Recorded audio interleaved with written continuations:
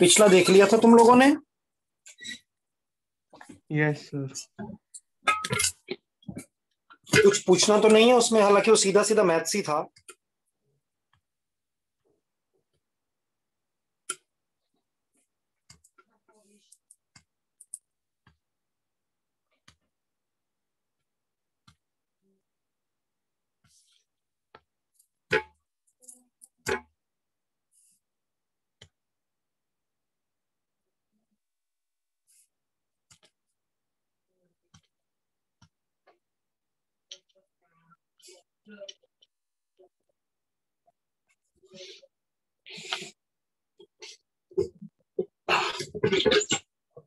कुछ ध्यान है लास्ट क्लास में क्या किया था?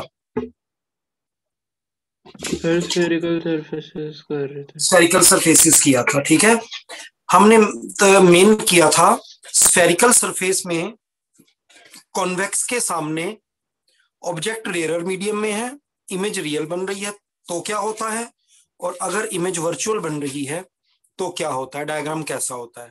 और कुछ रिजल्ट्स निकाले थे जिनमें से बीच में एक रिजल्ट था μ1/PO plus μ2/PI is equal to μ2/PC minus μ1/PC। ठीक है, ये रिजल्ट मैंने तुम्हें कहा था कि तुम लोग याद कर लेना, इसका हमारे को आगे जरूरत पड़ेगी। आज हम करने जा रहे हैं मेन डेरिवेशन इस चैप्टर की।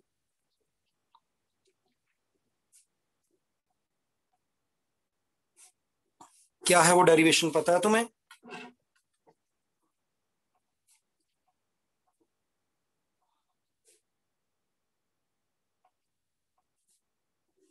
Lens makers formula. हम इसको कॉन्वेक्स लेंस के लिए करेंगे। ये डायग्राम ध्यान से समझना है, सारा कुछ इसी पर डिपेंड करता है।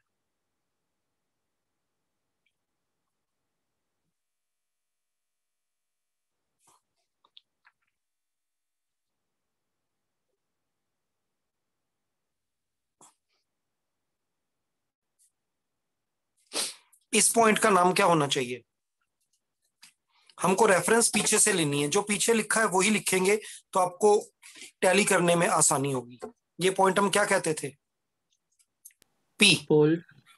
ठीक है। सिमिलरली अगर हम देखें तो यहाँ पर अब हमारे पास दो स्फेरिकल सरफेस है, एक ये वाला और एक ये वाला, बीच में ग्लास है, आसपास एयर है। ये P1 कहलाएगा तो ये P2 कहलाएगा। अगर मैं खाली स्फेरिकल सरफेस को देखूं तो इसका इमेजिनरी स्फीयर इधर है, इसका सेंटर ऑफ कर्वेचर यहां कहीं पर होगा, let us call it C1। अगर मैं इसको देखूं तो इसका सेंटर ऑफ कर्वेचर इस साइड पर होगा, let us call it C2। आप इस साइड पर कहीं पर भी ऑब्जेक्ट को रख दो, C2 के अंदर रख लो, बाहर रख लो, ये रहा मेरा ऑब्जेक्ट। अब थोड़ा ध्यान से, यहां ऑब्जेक्ट से एक रे ऐसे गई, ये जा रही है डेंसर मीडियम में, तो ये सीधा जाने की जगह नॉर्मल की तरफ थोड़ा सा बेंड हो जाएगी। मुझे बताओ नॉर्मल कहां से लाऊं? C1 से रेडियस C1 से ज्वाइन करूंगा तो वो इसका नॉर्मल हो जाएगा।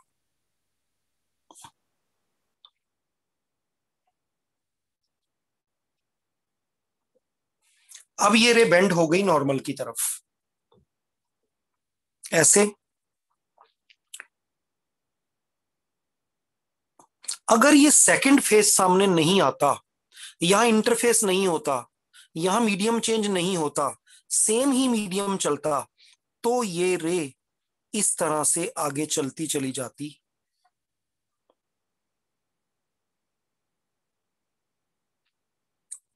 और एक रे तो यहां से सीधी जा ही रही है। ये दोनों रेज यहां पर मिलती और एक इमेज बन जाती आई डैश या आई। मुझे बताओ ये रियल इमेज बनती या वर्चुअल बनती? रियल। ये रियल बनती।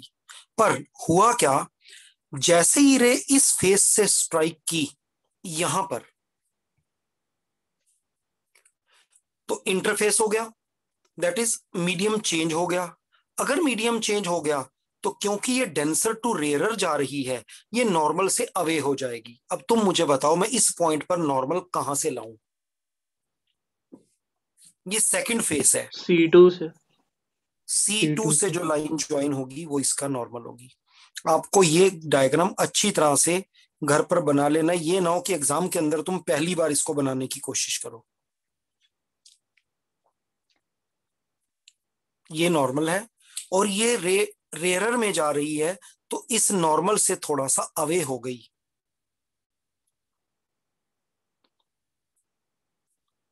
यहां पर हमारी फाइनली एक इमेज बनी आई।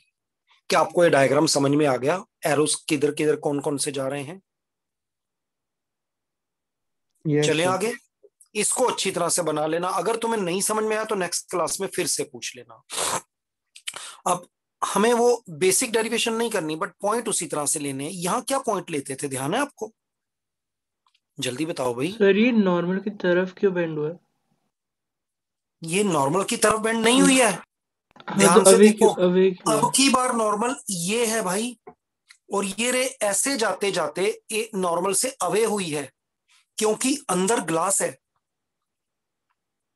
तो बाहर। डेंसर टू रेयर आई है ना।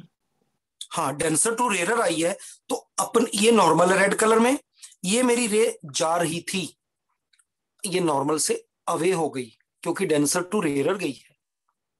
इस डेंसर में से रेयरर में जा रही है ना, तो सीधा जाने की बजाय अपने अब की बार बार नॉर्मल से, अब पिछले नॉर्मल से कंपेयर मत करो। कहीं तुम सोचो ये इस नॉर्मल की तरफ मुड़ रही है ना, इस नॉर्मल का तो कोई रोल ही नहीं है ना। जब आप इस फेस पर हो तो नॉर्मल आपका ये वाला है, ये वाला। क्या बात क्लियर हुई अभी नहीं हुई? सर अवे क्यों जा रही है, टुवर्ड्स नहीं जानी चाहिए? अरे डेंसर टू रेयरर जाने पर, तुम बताओ, रेयरर जाने पर नॉर्मल के टुवर्ड्स जाती है, नॉर्मल से अवे जाती है? क्या हो गया? मैं लिख देता हूं, ये कंफ्यूजन था सर कि मैं दोबारा। कंफ्यूज हो गया। हाँ, कंफ्यूज हो गए हो। जब डेंसर टू रेयरर जाती है तो अवे फ्रॉम नॉर्मल, दूसरे वाले को याद ही मत करो, उल्टा हो जाएगा ऑब्वियसली। इन शॉर्ट, जब आप रेयरर मीडियम में जाते हो तो नॉर्मल से दूर हो जाते हो।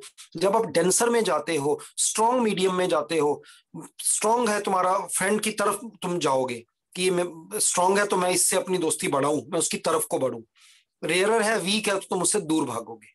जैसे मर्जी याद कर लो इस बात को। यहां पर हम पॉइंट लेते थे एम और नीचे लेते थे एन, तो मैं इसका नाम रख देता हूं M1, इसका नाम रख देता हूं N1। ओ पर एंगल कितना था? क्या हो गया भाई?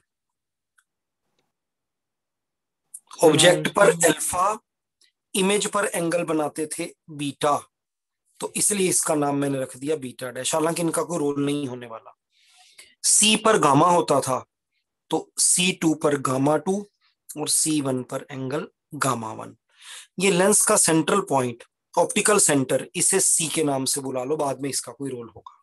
ये हमारा डायग्राम बन गया। अब ये हमारा फर्स्ट फेस है। फर्स्ट फेस इधर से देखने पर कॉन्वेक्स है या कनकेव है? कॉन्वेक्स।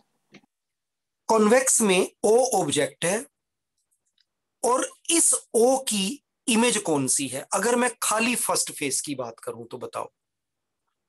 आई। सभी लोग देख लो भाई, इस ओ की फर्स्ट फेस की रेफरेंस से इमेज कौन सी है? ये ध्यान रखना, सेकंड फेस फिलहाल नहीं एग्जिस्ट कर रहा, सारा ग्लास अगर मैं मानूं तो। I dash.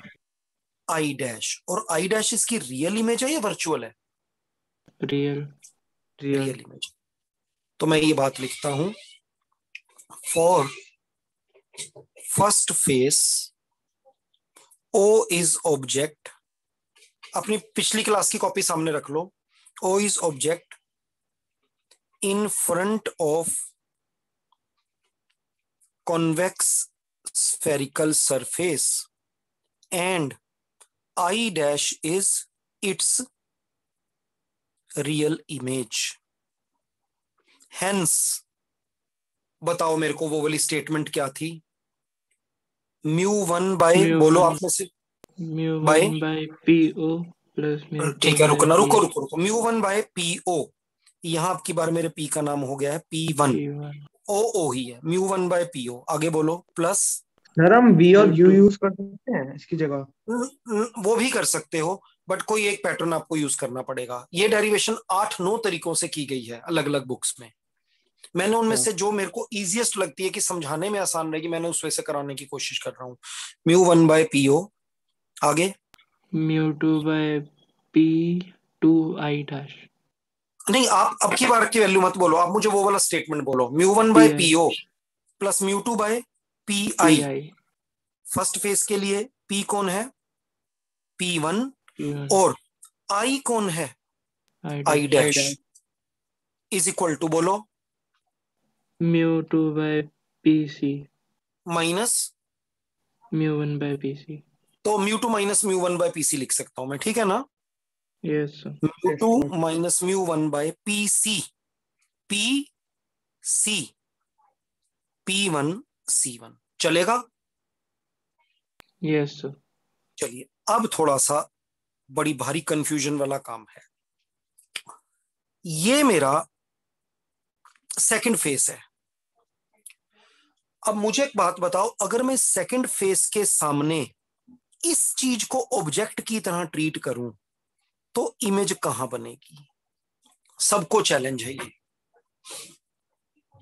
उसी पाथ को रिट्रेस करिए। चलिए हम चलते हैं उल्टा। यहां से ये रे गई ऐसे ऐसे ऐसे यहां पहुंची, इसके बाद ये किधर मुड़ेगी? प्रिंसिपल रिवर्सिबिलिटी कहता है अपने पाथ को रिट्रेस करेगी, इधर को गई। ये ध्यान रखना, ये फर्स्ट फेस अब नहीं एग्जिस्ट कर रहा, तो ये रे कैसी चली जाएगी? सीधी। Yes sir. इमेज बनेगी कहीं? नो।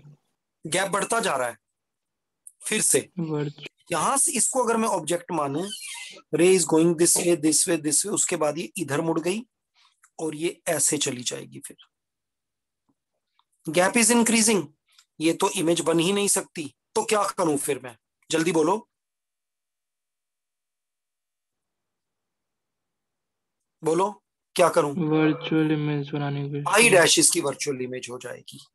ये पॉइंट समझना बड़ा मुश्किल होता है कई लोगों को, फिर भी कोशिश करना, नहीं हुआ तो मैं फिर अगली क्लास में फिर से बताऊंगा, आज की क्लास में भी फिर से बता दूंगा। फॉर कौन सा फेस? सेकंड वाला फेस। सर एक बार अगर मैं, रिपीट कर हाँ दो। जी, मैं इसको मानता हूं ऑब्जेक्ट, इस ऑब्जेक्ट से एक रे को मैं चलाता हूं इधर को। प्रिंसिपल रिवर्सिबिलिटी कहता है कुछ मत सोचो, सीधा सीधा रेस को ट्रेस बैक कर दो। तो सुनो, अगर तो ये पूरा लेंस लूं तो पक्की बात है ये ऑब्जेक्ट से रे चलकर ऐसे जाएगी, फिर ऐसे जाएगी और फिर ऐसे चली जाएगी। पर हम फिलहाल बात करें ओनली सेकंड फेस की। जैसे कि यहां पर पूरा ग्लास बना हुआ है, ये रे ऐसे चली ऑब्जेक्ट से, ऐसे गई, फिर ये इधर को गई, और क्योंकि आगे ये फेस नहीं है तो ये रे तो सीधी चली जाएगी। इसके बीच का गैप बढ़ता जा रहा है इन दोनों के, ये मिलेंगी नहीं। अगर ये नहीं मिलेंगी तो रियल इमेज नहीं बनेगी। बैकवर्ड डायरेक्शन में इंक्रीज करने पर ये यहां पर मिलती दिखाई देती है, इसलिए इसको वर्चुअल इमेज कहेंगे। नीचे ना गिर जाए फोन। अगर ये ऑब्जेक्ट है तो ये इसकी वर्चुअल इमेज है। For second face, if I is treated as object,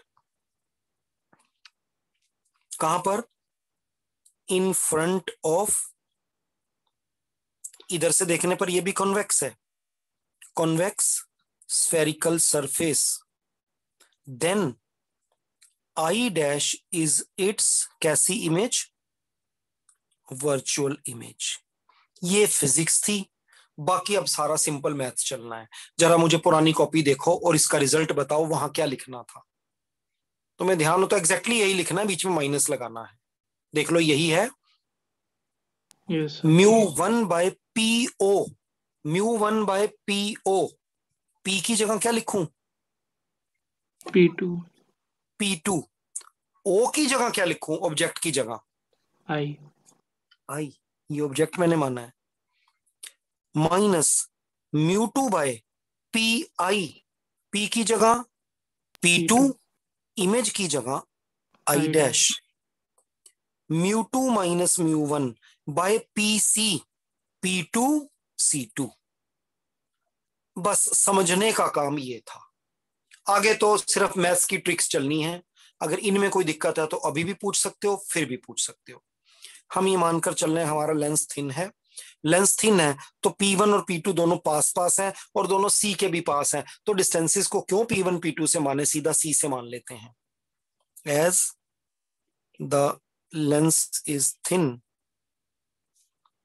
and P1 P2 are close to central point C। ये स्टेटमेंट्स में फिर से लिखता हूं।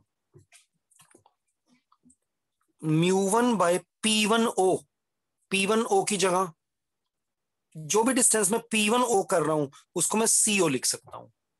CO प्लस μ2 बाय, मनन बोलना जरा, मनन आया हुआ नहीं आया? सर उसकी वाईफाई में प्रॉब्लम थी आज, तो आज वो नहीं आ पाएगा। अच्छा चलो कोई बात नहीं, प्रणोयदीप तुम बता सकते हो μ2 बाय क्या लिखूं? P1I1 है तो सर P2I2 हो जाएगा ना। अरे क्या बोल रहे हो, मैंने सर कहा है CI कि हो जाएगा। P1 को C मान लो बस। देखो भाई, जहां जहां पर P1 P2 लिखे हुए हैं उन जगहों को C से रिप्लेस कर दो, तो यहाँ पर सर बन जाएगा C2I2। No no no C2, only C। देखो ये यहाँ देखो, P1 और P2 दोनों C के पड़ोस में हैं, ओके तो सर, जहां सर P1 म्यूटू देखते हुए कंफ्यूज हो गया था। CI1, बोलो बोलो प्रणोदीप आगे बोलो। μ2 माइनस μ1 अपॉन C²। क्या भाई मल्टीप्लाई थोड़ा हो रहा है, मैथ थोड़ा चल रहा है। C1। एक्साइटेड नहीं हो, जल्दी नहीं करो, कोई तुम्हारा टेस्ट नहीं हो रहा कि गलत बोलोगे तो कुछ हो जाएगा, आराम से सोच के बोलो। प्रणोदीप तुम ही बोलो आगे, तुम्हें क्लियर करवा के रहूंगा मैं। μ1 by sir CI right CI minus μ2 by sir CI dash, dash हो इसके ऊपर, ठीक है Yes, आगे बोलो last. Sir upon C2। C2 right, जहां जहां पर P1 P2 लिखे हुए थे उन सबको मैंने C लिख दिया है। अब मैं इन दोनों इक्वेशंस को ऊपर नीचे लिखकर ऐड करूंगा। μ1 by CO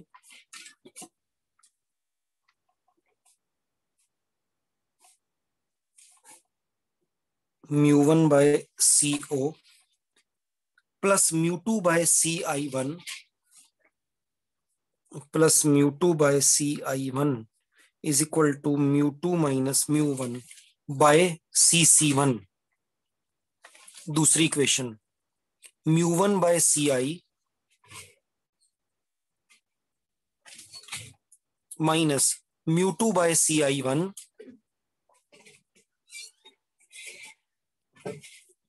μ2 minus μ1 by CC2। इन दोनों को ऐड कर दो। मुझे तुम सजेस्ट करोगे मुझे ऐड करते ही सबसे पहले क्या करना चाहिए, जो दिख रहा है क्लियरली? सर μ2 माइनस μ1 को कॉमन ले लो। देखो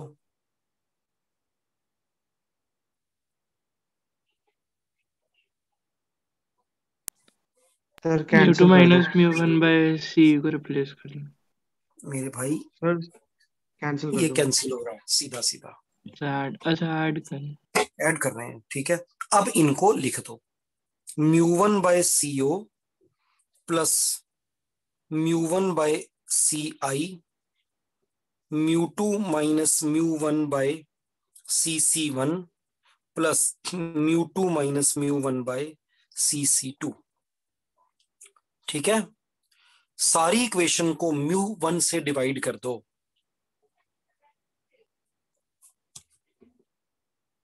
अर्जुन बताओ भाई क्या लिखूं, सारी इक्वेशन को μ1 से डिवाइड कर रहा हूं। Sir 1 by CO plus 1 by CI is equal to वहां पे भी डिवाइड होगा ना, तो μ2 माइनस μ1 कॉमन ले लिया अपॉन μ1। रुको रुको, कोई और कोई सुनो, μ2 बाय μ1 क्या था पिछली क्लास? μ2 बाय μ1 क्या था? म्यू था भाई, μ2 बाय μ1 वाज म्यू, देख लेना पिछली क्लास में।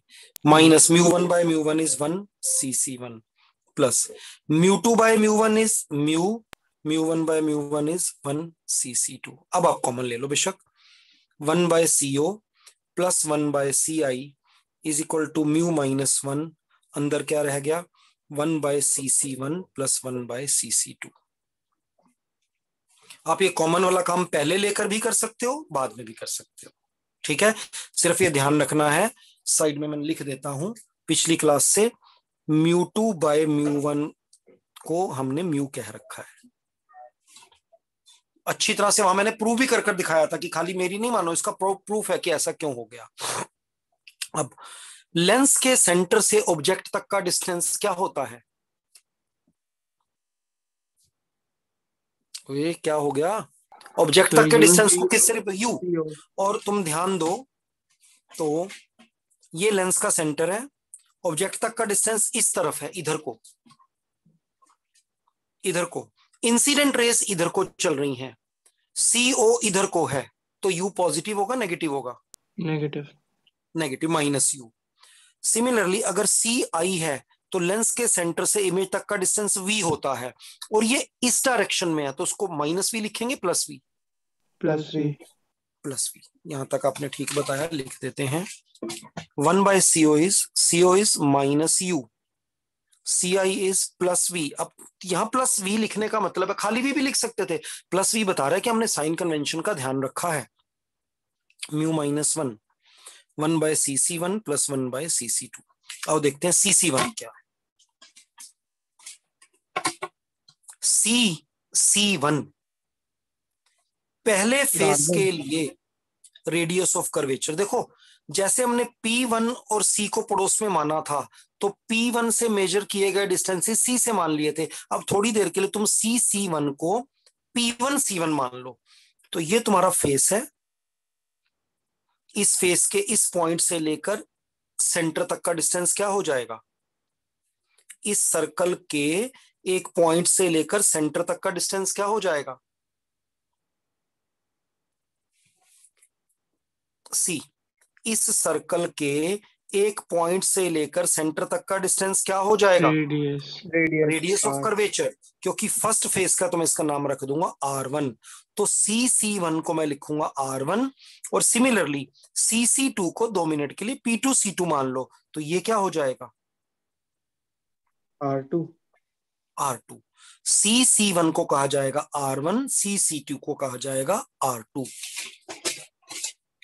अभी एक बात रह गई, cc1 को क्या बोला जाएगा? भी फिर से बताओ जल्दी से। Radius of curvature. हाँ R1। cc1 को क्या बोला जाएगा? R1 +R1 और -R1। +R1। हाँ, cc1 इधर को है, इंसिडेंट रेस भी इधर को है, +R1। cc2 को हम अभी बोल रहे थे R2, अब और मॉडिफाई करो, R2 और -R2। -R2, क्योंकि इंसिडेंट रेस के अपोजिट बात चल रही है। चलिए cc1 आपका हो गया +R1, cc2 हो गया -R2। फाइनली मेरा रिजल्ट बना -1/U + 1/V μ-1 1/R1 -1/R2। यहां तक आपको कुछ कुछ समझ में आ गया है। जब हाथ से एक बार और करोगे तो वो कुछ कुछ पूरा आ जाएगा।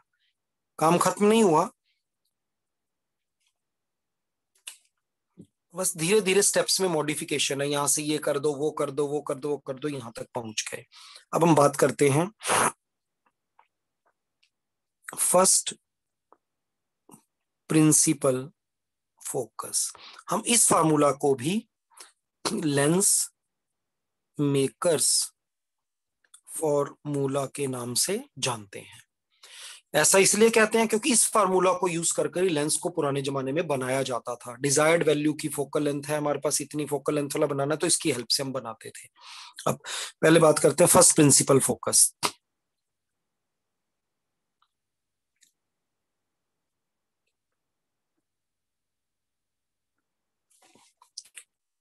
अगर मैं इस जगह को फोकस मानूं तो यहां से चली हुई रेस कहां पर मिलेंगी? 8th क्लास 9th क्लास में बताओ जाकर। इन्फिनिटी पर मिलेंगी, ठीक है। अगर मैं ऑब्जेक्ट को मानूं कहां पर? फोकस पर, तो इमेज कहां बनेगी? इन्फिनिटी पर। ऑब्जेक्ट को कहां मानूं? फोकस हाँ जी, ऑब्जेक्ट को कहाँ मानूं? फोकस पर। ऑब्जेक्ट का डिस्टेंस u कितना लूं मैं?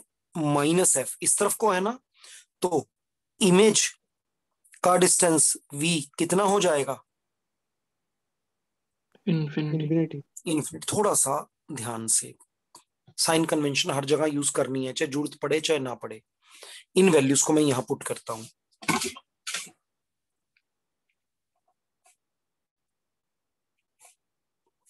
देखिए क्या होता है, -1/u, क्या लिखूं? -1/u की जगह -1 डिवाइडेड बाय u की जगह क्या पुट करवा रहे हो?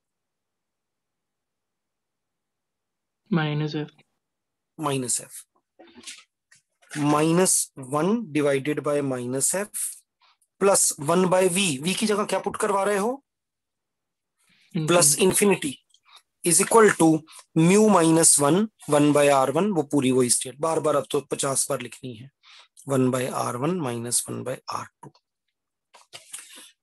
तो एक तो हमें पता लगा जी, फोकस वो जगह होती है जहां पर अगर ऑब्जेक्ट को रखा गया तो इमेज कहां बनेगी? इन्फिनिटी पर। एक और तरीका है फोकस को ढूंढने का, वो ये है कि मान लो ये कॉन्वेक्स लेंस है, इस पर रेज इन्फिनिटी से आ रही हैं, तो अब ये कहां मिलेंगी? फोकस पे। क्या? फोकस पर। ये भी एक वे है दूसरी साइड पर फोकस को फाइंड करने का। तो हम एक काम करते हैं, हम इसको नाम दे देते हैं f1, फोकल लेंथ को f1, यहां भी f1, यहां भी f1, और इस फोकस को नाम दे देते हैं सेकंड फोकस, इस डिस्टेंस को हम कह देते हैं f2, सेकंड प्रिंसिपल फोकस। इधर क्या है हमारे पास नाम? First principal focus. First principal focus वो जगह होती है जहां पर अगर ऑब्जेक्ट को रखा जाए तो इमेज इन्फिनिटी पर बनेगी। First principal focus is the point where if object is placed image is formed at infinity. Similarly second principal focus वो जगह है जहां इमेज बनेगी अगर ऑब्जेक्ट कहां है? इन्फिनिटी। इन्फिनिटी पर। ठीक है, तो ऑब्जेक्ट कहां पर है? ऑब्जेक्ट का डिस्टेंस u कितना है, जल्दी से बताओ? इन्फिनिटी। -इन्फिनिटी। इंसिडेंट रेज इधर है, मैं इधर की बात कर रहा हूं। इमेज का डिस्टेंस v कितना है? f2 plus f2। उस इक्वेशन में वापस पुट करो, -1/u, u क्या है? -इन्फिनिटी, प्लस 1/v, v क्या है? Plus f2, μ-1 1/r1 -1/r2। इस इक्वेशन को देखना, ये पोर्शन 0 हो गया, anything divided by infinity become 0, ये पोर्शन भी 0 हो गया। बोलना इधर से क्या बचा आपके पास? माइनस माइनस कैंसिल हो गए तो 1/f1।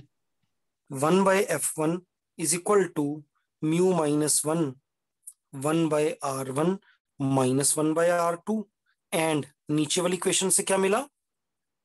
1/f2 μ-1 1/r1 -1/r2।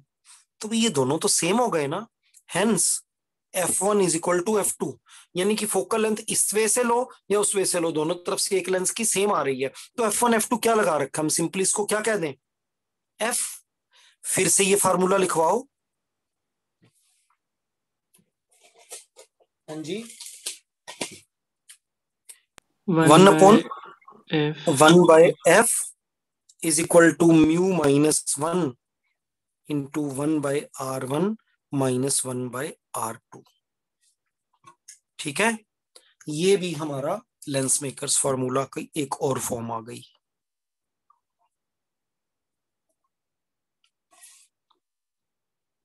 Lens maker formula. And last, ये चीज μ-1 1/r1 -1/r2, ये चीज तो 1/v -1/u के इक्वल है। तो मुझे बताना फाइनल लाइन मुझे क्या लिखनी चाहिए? ये चीज μ-1 1/r1 -1/r2 तो 1/v -1/u के इक्वल है, और यही चीज 1/f के भी इक्वल है। 1/v minus 1/u equal to 1/f. 1/f is equal to 1/v minus 1/u. This is known as again Lensmaker formula, but it's Gaussian form. हम लोगों को ये सबसे पहले 9th में या 10th में बता दी जाती है कि मिरर के लिए यहाँ पर प्लस लगा देना और लेंस के लिए यहाँ पे माइनस लगा देना। पर ये सब डिराइव कहां पर होकर, कहां से होकर आया? लेंसमेकर फॉर्मूला से। आगे चलें। Yes sir. ठीक है, अब हमें ये वाला फॉर्मूला मेनली आगे यूज करना है। 1/f is equal to mu minus 1 1/r1 minus 1/r2। Sir एक डाउट है। हाँ जी बोलो। सर तो सर लेंस मेकर फॉर्मूला की अगर डेरिवेशन आएगी तो सर ये तो आपको यहां तक करना है, है। आपको यहां तक करना है पूरा, चाहे 3 मार्क्स की। वे देखो, जब तुम इसको, अगर मैं इसको सीधा स्टार्ट करके लिखना शुरू कर दूं तो 2.5 मिनट्स में कंप्लीट हो जाती है। डेरिवेशन का एक बहुत बड़ा एडवांटेज ये होता है कि वो 100 ईयर्स में सेम रहेगी, क्योंकि आपको एक तरह से रटा हुआ क्वेश्चन आ गया है। आपको ये बता दिया गया कि भाई फिजिक्स में ना 5 मार्क्स वाले ये 10 क्वेश्चंस हैं, इन्हीं में से 3 आएंगे। तो आपको एज इट इज जब किसी चीज को करना, कितनी भी लंबी देखने में क्यों ना, वो 1 2 3 4 मिनट में हो जाती है। ठीक है, तो 3 मार्क्स में भी आएगी तो भी आपको यहीं तक करनी, गॉसियन फॉर्म तक लेकर ही आना है। तो सर हम जब वाले पार्ट पे पहुंचते हैं कि कॉन्वेक्स स्फेरिकल सरफेस और कॉनकेव स्फेरिकल सरफेस में फॉर्मूला ड्राइव करते हैं और ऐड कर देते हैं, सर उस वाले पार्ट में हमें दोनों स्फेरिकल सरफेसेस के लिए ड्राइव भी करने पड़ेंगे फॉर्मूला ऐड करने से पहले? रुक जाओ, हाँ ये बात मैं तुम्हें बता देता हूं। कई बार पेपर में ये आ गया कि derive lens makers formula bye एब इनिशियो मेथड, 5 मार्क्स का आया। एब इनिशियो का मतलब होता है कि आप इसके अंदर जो फॉर्मूला यूज कर रहे हो उसको भी डिराइव करो, तो आपकी ये डेरिवेशन 1.5 पेज बढ़ जाएगी। क्वेश्चन तुमने ठीक पूछ लिया। अगर एब इनिशियो वर्ड लिखा आया बाय एब इनिशियो के लिए दूसरी लैंग्वेज क्या होती है इंग्लिश में, बताओ? मैथ्स में पढ़ी होगी आपने ये। AB इनिशियो बोलते हैं स्टार्ट से, बेसिक्स में। बाय फर्स्ट प्रिंसिपल भी बोलते हैं उसको। ठीक है, derivative of sine x is cos x, find by एब initio method, find by first principle. तो अगर पेपर में लिखा है कि लेंस मेकर फॉर्मूला की डेरिवेशन कीजिए एब इनिशियो मेथड से या फर्स्ट प्रिंसिपल से, तब आपके सामने एक समस्या आ जाएगी। आपने ये तो किया, ये सब कुछ भी किया, पर भाई ये कहां से आ गया? तो आपको हिसाब से तो इन दोनों की डेरिवेशन कर कर दिखानी है। हिसाब से ये वाली पूरी डेरिवेशन, ये डायग्राम बनाना है, ये करना है और यहां तक लाना है और 2 बार करना है। पर देखो 5 मार्क्स में वो भी पागल नहीं है टीचर कि आपसे 2 बार एक्सपेक्ट करेंगे। उस केस में आपने क्या करना है, इसकी तो एक साइड में ब्लॉक में कर देना और सिमिलरली लिखा देना, हमें ये पता है। बाकी बड़ा रेयरली होता है कि ऐसा है, जनरली कंपार्टमेंट के पेपर में ऐसा आता है, वहां बहुत टफ पेपर बनता है। पर उम्मीद है तुम में से कोई भी पूरी कोशिश भी कर ले, वहां पहुंच नहीं पाओगे, पहली बार में निकल जाओगे तुम लोग। ठीक है, तो क्वेश्चन क्या था तुम्हारा कि ये फार्मूला हम डायरेक्टली यूज कर सकते हैं। हाँ, अगर ये 3 या 5 मार्क्स की जनरली आती है तो ये ऑलरेडी बहुत बड़ी है 5 मार्क्स के पॉइंट ऑफ व्यू से। अपने एज इट इज करनी है जैसे मैंने करवाई है। एब इनिशियो फर्स्ट प्रिंसिपल लिखा है तो इसकी डेरिवेशन जो 2-4 स्टेप्स काट वाट के पीछे के 1.5 पेज में कर सको तो एक साइड पे अलग से कर देना, या ये करने के बाद लिख देना। बोलो सर फिर डायग्राम बना दे और फिर सीधे फॉर्मूला लिख दे तो उससे भी हो जाएगा। वो कहने का मतलब है डिपेंडिंग ऑन टाइम एंड तुमको कितना आता है, देखते हुए कुछ ना कुछ इसके बारे में थोड़ा सा तुमको पहले से दिखाना पड़ेगा कि हम यहाँ पहुंचे कैसे। सर 40 मार्क्स का तो पेपर ही है। देखो वो डिपेंड, मैंने बताया जितने मार्क्स का पेपर होगा और तुम्हारा क्वेश्चन कितने मार्क्स का आया हुआ है उसके हिसाब से आप टाइम की डेरिवेशन कर लेना। मैक्सिमम तो 4 नंबर के ही है। आपका पेपर आ रहा है 40 मार्क्स का, ठीक है, तुम ये मुझे बता रहे हो ये कितनी देर का पेपर होगा आपका? 2 घंटे का होगा और 2, 3, 4 मार्क्स की। ठीक है, एक नहीं वो मत बताओ मुझे बताओ 40 मार्क्स का पेपर है और कितने देर का है? 2 आवर्स का। तो पेपर तो 35 का होगा ना? अरे एक रफ आइडिया मान लो ये 40 मार्क्स का पेपर है और ये बच्चा कह रहा है कि मेरे पास ये 120 मिनट्स के लिए है।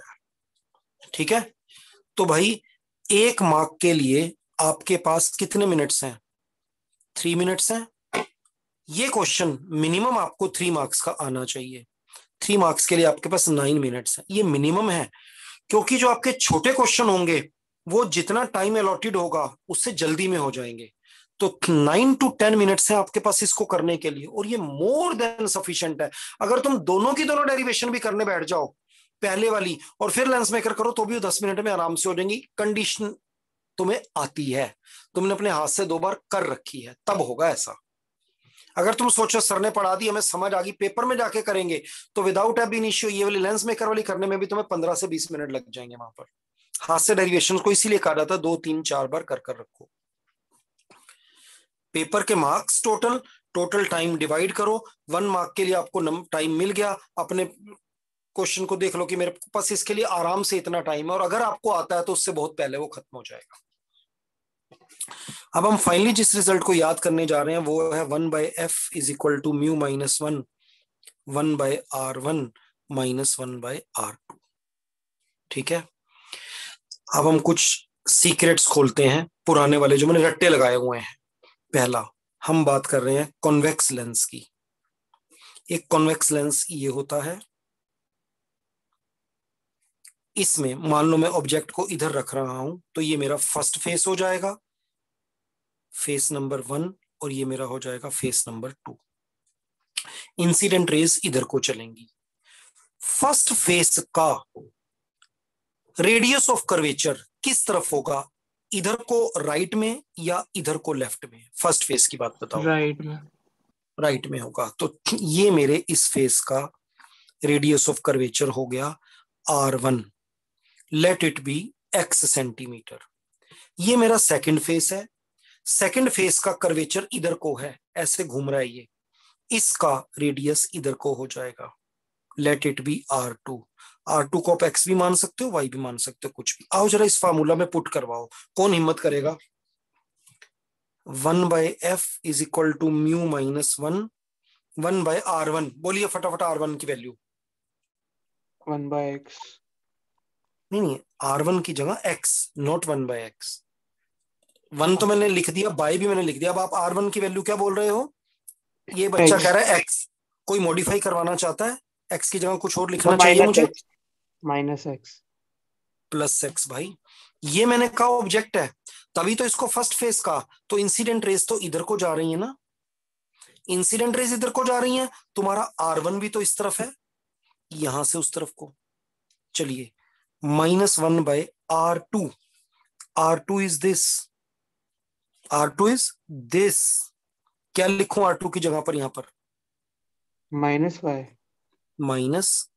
-y। ठीक है, अगर आप इक्वी कॉन्वेक्स लेंस लेते हो तो उसका दोनों साइड का कर्वेचर सेम है, इसको भी आप x मान लो। अब यहां पर क्या लिखेंगे? -x। अगर आप ये साइन कन्वेंशन नहीं लगाओगे तो तुम्हें लगेगा r1 की जगह भी x पुट किया, r2 की जगह भी x पुट किया, ये सब कैंसिल हो गया, रिजल्ट तो 0 हो गया। नहीं भाई, ये जो है ये +x है, ये जो है ये -x है। अब जरा देखना कितना आ गया। 1/f is equal to mu minus 1 1/x plus 1/x 2/x। Mu क्या है? रिफ्रैक्टिव इंडेक्स किसका? हाँ जी, of glass with respect to surrounding में कौन है? एयर। तो ये म्यू 1 से ग्रेटर होगा या लेसर होगा? ग्रेटर। ग्लास का refractive index generally 1.3 1.4 1.5, it is greater than 1। ये रिजल्ट पॉजिटिव होगा नेगेटिव होगा? Positive. Positive. Hence focal length is positive for convex lens. हमें रटवाया गया था कॉन्वेक्स लेंस की फोकल लेंथ पॉजिटिव होती है, कनकेव लेंस की फोकल लेंथ नेगेटिव होती है। बट आज हमें वो सीक्रेट पता लगा कि ऐसा होता क्यों है। कनकेव को भी चेक कर लेते हैं।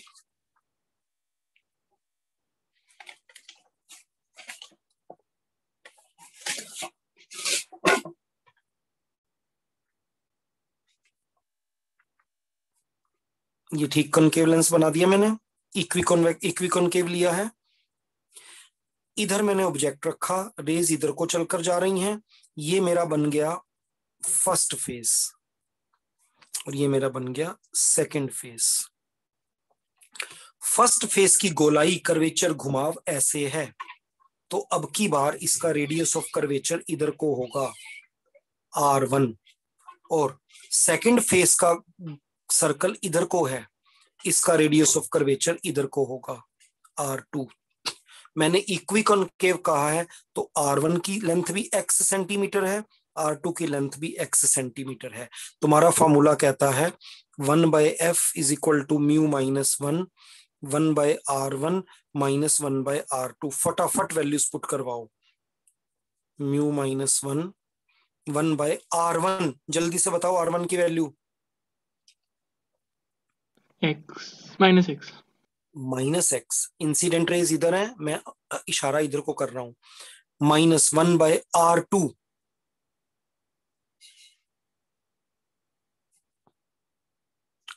क्या हो गया? R2 कितनी? +x। इंसिडेंट रे इधर को है और मेरा ये ऐसे चल रहा है। इन दोनों में से माइनस को कॉमन ले लो। 1/f को माइनस इसमें आकर मिल गया, 1 माइनस म्यू, अंदर बच गया 1/x plus 1/x, that is 2/x। As mu is greater than 1, ये रिजल्ट नेगेटिव हुआ पॉजिटिव हुआ? म्यू 1.4 है, ओवरऑल रिजल्ट कैसा रहा? Negative. It means focal length is negative for which lens? Concave lens. ये हमारे पास 1 और 2 मार्क्स के प्रूफ होते हैं। प्रूफ करो कि कनकेव लेंस की फोकल लेंथ नेगेटिव होती है। जहां तक मिरर्स की बात है, हालांकि मिरर तुमने खुद ही करना है, सारा पहले वाला ही करना है, एक बार इसको भी चेक कर लो। मिरर में ये कौन सा मिरर बना दिया मैंने? कॉनकेव। मेरे से पूछ क्यों रहे? टोन अपनी देखो ना, पूछ नहीं रहे हो, ये कॉनकेव ही है। इस कॉनकेव का सर्कल इधर को है, इसका सेंटर ऑफ कर्वेचर इधर है, इसका पोल यहां है। कार्टेशियन के रूल्स में से पहला रूल है distances are to be measured from the pole, तो इसका मतलब है इसका रेडियस ऑफ कर्वेचर इधर को होगा। ऑब्जेक्ट में इसके सामने यहां रखूंगा, इंसिडेंट रेज इधर को चलेंगी। ये देखो आर इसका इधर को है, इंसिडेंट रेज इधर को है, तो ये आर पॉजिटिव होगा नेगेटिव होगा? नेगेटिव। इसका आर नेगेटिव, और एफ होता है R/2, फोकल लेंथ भी नेगेटिव। दूसरे मिरर की बात करो, ये कॉन्वेक्स मिरर है, ये इसका पोल है, ये इसका प्रिंसिपल एक्सिस है, ये इसका सेंटर ऑफ कर्वेचर इसके पीछे है, पोल से सेंटर ऑफ कर्वेचर तक मेरा रेडियस है। ऑब्जेक्ट को मैं यहां रखूंगा, इंसिडेंट रेज ऐसे चलेंगी, इंसिडेंट रेज इधर को चल रही हैं और पीसी यानी कि आर भी इधर को चल रहा है, तो मेरे इस कॉन्वेक्स मिरर में रेडियस भी पॉजिटिव हो गया, फोकल लेंथ भी पॉजिटिव हो गई। अब आप रट्टा लगा सकते हो, जहां भी कॉन्वेक्स वर्ड आ गया, चाहे वो मिरर हो चाहे वो पिछले पेज पर लेंस हो, फोकल लेंथ पॉजिटिव रहेगी। जहां कनकेव आ गया, चाहे वो मिरर हो चाहे वो लेंस हो, फोकल लेंथ आर सब नेगेटिव रहेंगे। कॉन्वेक्स के लिए पॉजिटिव, कनकेव के लिए नेगेटिव फोकल लेंथ, चाहे वो मिरर है चाहे वो लेंस है। हो जाएगा ये बात? Yes sir. क्लियर हो गई, विद प्रूफ हो गई अभी हमारे पास।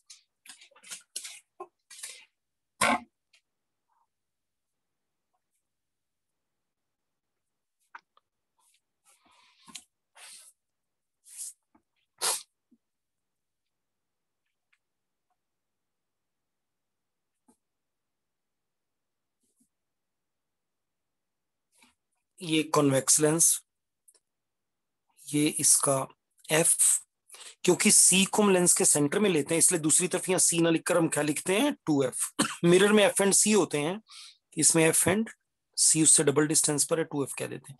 कहीं पर भी ऑब्जेक्ट रखकर इमेज बना लो। मान लो मैंने यहां रखा, one ray goes straight parallel to the principal axis, on other side it passes through the focus, other ray passes through C, goes straight, the two rays meet at a point actually, so a real inverted enlarged image is formed। सब आपने बचपन में कर रखा है कहीं ना कहीं, ठीक है ना ये बात। ए पॉइंट के कोरस्पॉन्डिंग मुझे ये पॉइंट मिला A डैश, क्या ए डैश का कंस्ट्रक्शन खाली इन दो रेज से ही हुआ है? नहीं, यहां से बिलियंस ऑफ रेज चली हैं। ये दो रेज तो हमने इसलिए बनाई थी कि हमारे को शेप पोजीशन पता लग जाए कहां आ रही। ये सारी रेज यहीं पर मिलेंगी, ए से चलने वाली सारी रेज इस ए डैश पर मिलती दिखेंगी आपको, राइट? अब मान लो मैं लेंस को नीचे से काट दूं, तो ये रेस तो जानी बंद हो गई, पर ऊपर से ये रेस तो पहुंचेंगी। इमेज बनेगी या नहीं बनेगी? बनेगी, बनेगी। इंटेंसिटी कम हो जाएगी उसकी। हाँ, if the lens is cut parallel to principal axis, image remains at same position and same, image same रहती है, same position पर रहती है only। ऐसा नहीं कि इन्वर्टेड की इरेक्ट हो जाएगी, रियल की वर्चुअल हो जाएगी। इमेज जो है जैसी है वैसी की वैसी वहीं की वहीं रहती है ओनली। तुमने ठीक बोला, इंटेंसिटी डिक्रीजेस, फेड हो जाती है थोड़ी सी। हाँ, ये अंडरस्टूड है। अगर आपने हाफ से ज्यादा लेंस को काट दिया, मान लो यहां तक, तो बी वाली रे नहीं पहुंचेगी यहां तक, तो इमेज भी नीचे से कटने लग जाएगी। If lens is cut beyond half portion, then lower image gets removed. ये तो हो गया अगर हमने लेंस को प्रिंसिपल एक्सिस के पैरेलल काटा तो क्या होता है। अब हमने प्रिंसिपल एक्सिस के परपेंडिकुलर काटा तो क्या होगा, लेट अस सी। ये मेरे पास पहले एक नॉर्मल कन्वेक्स लेंस था, ये इसका P1, ये इसका P2। फेस का नाम लिखने की जरूरत नहीं, P1 मींस फर्स्ट फेस है।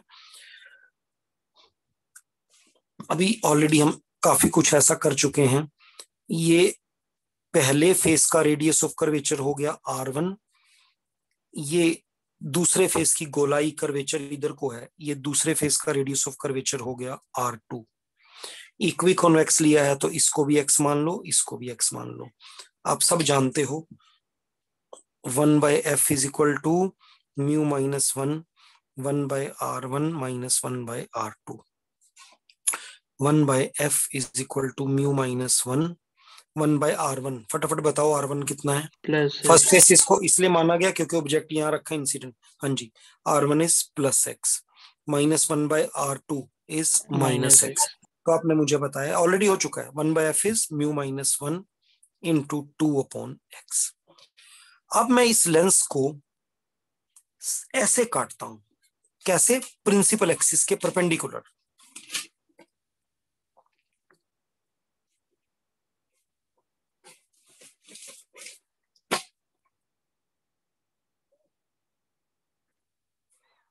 लेंस जो ऐसे था, इसकी जगह मैंने इसको ऐसे कर दिया। Lens is cut into two pieces perpendicular to the principal axis. फिर से देखते हैं, ये मेरा P1 है, अब की बार ये P2 है। अगर ये P1 है, इसका सर्कल इधर को है, तो इसका रेडियस ऑफ कर्वेचर इधर को होगा R1, let it be x। वही वाला लेंस है। ये एक स्ट्रेट लाइन है। स्ट्रेट लाइन एक इनफाइनाइट सर्कल का एक पार्ट होती है। अब अगर मैं पिछले डायग्राम में जाऊं तो मैं इसके सर्कल को किधर मानूंगा? इधर। आप में से कोई मुझे बता सकता है इस स्ट्रेट लाइन से जो बहुत बड़ा सर्कल बन रहा है उसका रेडियस ऑफ कर्वेचर R2 कितना होगा? R2 होगा इंफिनिटी। फिर से वही फॉर्मूला लगाओ, 1/f, मैंने f डैश कर दिया नए वाला, mu minus 1 1/r1, R1 is plus x, minus 1/r2, R2 कितना है? Minus infinity. Minus infinity. तो मुझे मिला 1/f dash is equal to mu minus 1 into 1/x। But पिछले पेज पे मैंने लिखा हुआ है 1/f is equal to mu minus 1 into 2/x। तो मुझे बताओ 1/f डैश और 1/f में से कौन ग्रेटर है? 1/f। 1/f। 1/f मतलब ये वाला रिजल्ट इस रिजल्ट का कितने टाइम्स है? ट्वाइस। ट्वाइस है। 1 by f is 2 times 1 by f dash. Cross multiply करो. f dash is equal to 2f. On cutting a lens perpendicular to principal axis, focal length becomes double. या conditional है, हम ही मानकर चले, हम equi convex lens की बात कर रहे हैं, इक्वी कॉनकेव की बात करें, फोकल लेंथ डबल हो जाती है अगर लेंस को प्रिंसिपल एक्सिस के परपेंडिकुलर काटे तो. यहां तक कुछ पूछना तो नहीं है सर? तो बस सिर्फ फोकल लेंथ चेंज होगी और कुछ नहीं होगा. फोकल लेंथ चेंज होने से पावर भी चेंज हो जाएगी.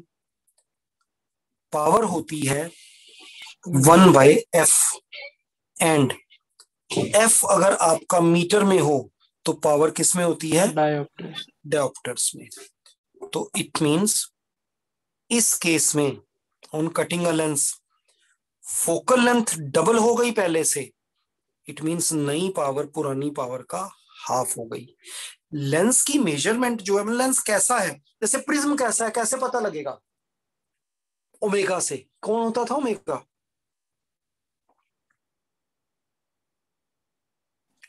हाँ जी, क्या हो गया?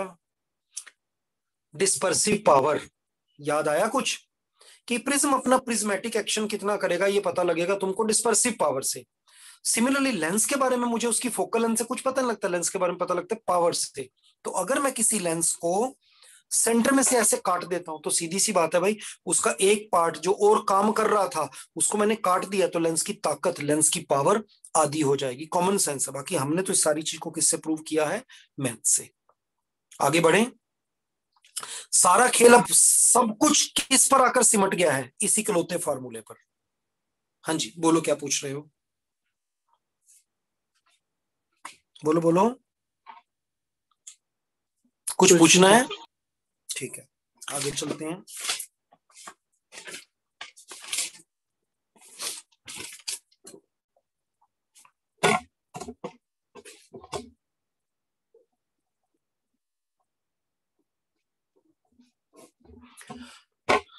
अब ये हमारे पास एक लेंस है.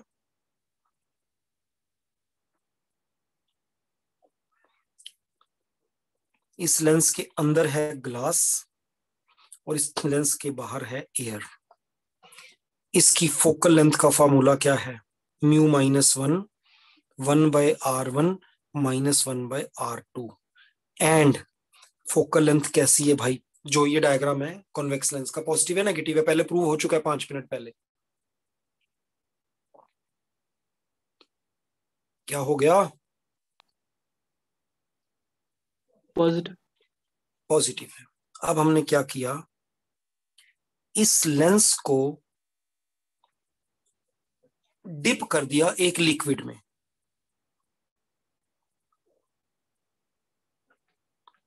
ये लिक्विड किसी कारण से लेंस के मटेरियल से ज्यादा डेंस है, डेंसर देन ग्लास. ये जो भी लेंस का मटेरियल है,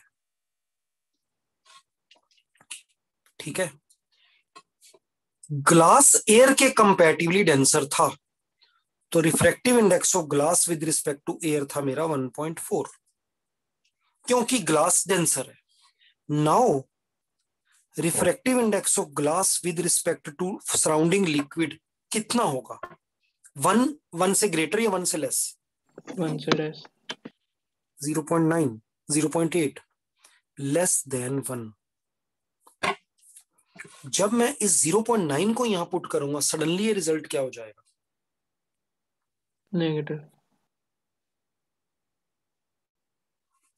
नेगेटिव तो तुम पहले रट चुके हो, कॉनकेव का होता है. ये लेंस कैसा बिहेवियर करने लग जाएगा? कॉनकेव की तरह. ठीक है. तो अगर किसी भी लेंस को आप अपने से उसके मटेरियल से ज्यादा डेंसर लिक्विड में डाल देते हो तो जो शेप तुम्हें पहले उसकी दिख रही थी, अब वो शेप एक्चुअल में वर्क उसका उल्टा करेगा. इसका बेस्ट एग्जांपल ये है, ये है air bubble. It is inside water. अगर मैं तुम्हें ये inside water and air bubble ये वर्ड यूज ना करूं और तुमसे पूछूं ये जो लेंस दिख रहा है इसकी शेप क्या है, कॉन्वेक्स है या कॉनकेव? कॉन्वेक्स। ये कॉन्वेक्स है, देखने में बिल्कुल कॉन्वेक्स लेंस है। Air bubble in water appears convex, but ध्यान से देखो इस लेंस के अंदर का मटेरियल डेंसर है या सराउंडिंग का डेंसर है? सराउंडिंग का डेंसर। और अगर सराउंडिंग का मटेरियल लेंस के मटेरियल से डेंसर हो तो लेंस की जो इनहेरेंट नेचर है एक्चुअल में वो चेंज हो जाती है, दिखने में जैसा है वैसा नहीं रहता, वर्क्स एज कॉनकेव। क्या ये पॉइंट समझ में आया? Yes sir. ठीक है, नेक्स्ट क्लास में, कल नॉर्मल जो क्लास होनी है उसमें, आज तक अगर तुमने वो 6+1+6+1 डायग्राम्स नहीं करे हुए थे मिरर के और लेंस के, स्पेसिफिकली लेंसेज के, कॉन्वेक्स कनकेव के, तो काम चल रहा था। बट अगर आपने नहीं करे हैं तो नेक्स्ट क्लास में आपको बड़ी दिक्कत आने वाली है। याद से वो सारे डायग्राम हाथ से बनाकर रखना, कहीं वहां यही सोचते रह जाओ ऑब्जेक्ट इन्फिनिटी पर होगा तो इमेज कहां पर बनेगी, रे पैरेलल जाएगी तो कहां से निकलेगी, फोकस वाली कहां से निकलेगी, सी वाली कहां से निकलेगी, पी वाली कहां से निकलेगी, आपको कुछ समझ नहीं आने वाला। इंस्ट्रूमेंट्स में से एक इंस्ट्रूमेंट आपके पेपर में जरूर आता है, उससे रिलेटेड कुछ ना कुछ, तो इसलिए डायग्राम्स अच्छी तरह से कर लेना। ठीक है, काफी काम हुआ है। लेंस मेकर फार्मूला अपने आप में पूरे चैप्टर के बराबर माना जाता है। पूरा चैप्टर एक तरफ और लेंस मेकर फार्मूला और स्फेरिकल सरफेस की जो डेरिवेशन है वो एक तरफ, इनको पूरा कर लेना। उम्मीद है हम कल 4 बजे क्लास करेंगे, नहीं हुई तो 8 साढ़े 8 तो करेंगे। ठीक है, आज का कुछ पूछना है तो बताओ, नहीं तो जा सकते हो। ठीक है, यस सर। Okay bye.